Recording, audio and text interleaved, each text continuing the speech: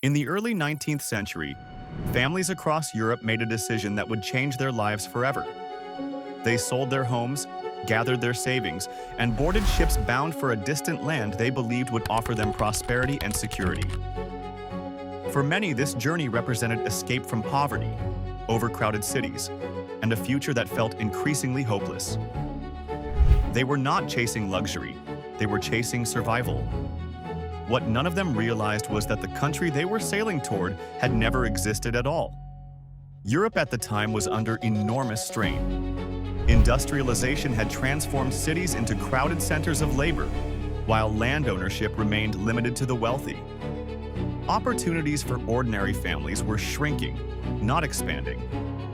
Migration became a powerful idea, fueled by stories of fertile land and fresh beginnings across the Atlantic. Into this climate stepped a man who seemed to embody authority. Gregor MacGregor was a former soldier with a confident voice, impressive posture, and an ability to command belief. He looked like leadership, and for many people that was enough. The promised MacGregor claimed to be the ruler of a Central American nation known as Poyais. According to his story, Poyais was a fully developed country with ports, roads, laws, and a stable government. He presented detailed maps and issued official land certificates bearing seals and signatures. Guidebooks described rich soil, abundant resources, and a welcoming population. A national flag was designed. A currency was printed. Even banks accepted Poyais land as legitimate investment. To the public, this was not a risky fantasy. It appeared organized, documented, and real. As confidence grew, ships were prepared to carry settlers to their new homeland. Families boarded with farming tools, building materials, and the belief that they were helping build a nation. The voyage was long and exhausting, but optimism remained strong. However, when the ships finally reached their destination, confusion replaced excitement. There were no docks waiting for them, no towns, no officials, only dense jungle and an unfamiliar coastline. At first, many settlers assumed a simple navigational error had occurred. The turning point days passed, then weeks.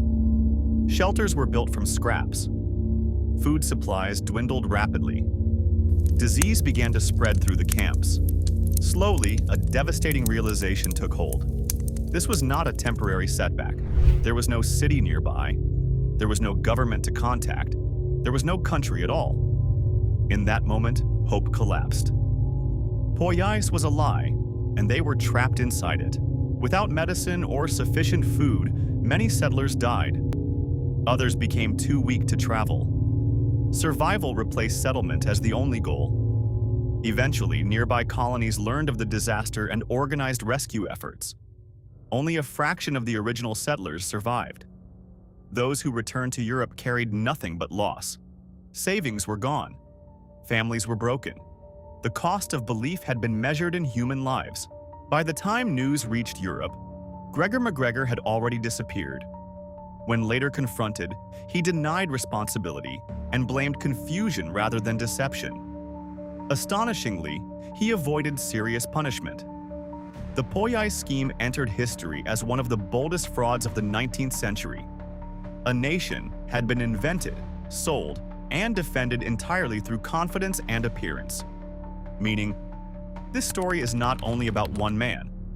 It is about authority, desperation, and how easily belief can replace verification.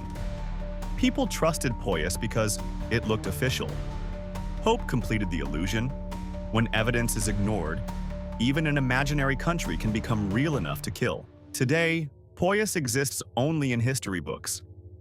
But its lesson remains current. Whenever confidence replaces proof and promises replace verification, the same danger returns. Because sometimes the most convincing lies do not sell products.